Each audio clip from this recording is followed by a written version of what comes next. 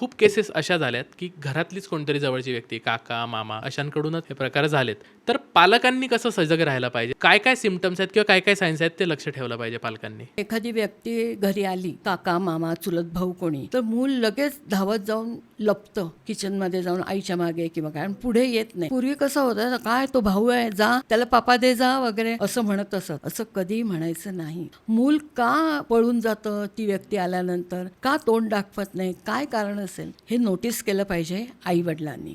त्याचबरोबर शाळेमध्ये सुद्धा शिक्षकांनी काही गोष्टी नोटीस केल्या पाहिजेत. एक कोणतरी आई वडिलांच्या किंवा फॅमिलीच्या व्यतिरिक्त कोणीतरी काका मामा येतो शाळेमध्ये, त्या मुलीला काही चॉकलेट देतो, रिबन्स देतो, तर हा कोण आहे, हा काय येतो, हे शिक्षकांनी नोटीस केलं पाहिजे. आई वडिलांना कळवलं पाहिजे. मुलाबरोबर लहानपणापासून आई वडिलांचा संवाद पाहिजे. म्हणजे काय होतं की काय होतंय ते मूल सांगू शकतं.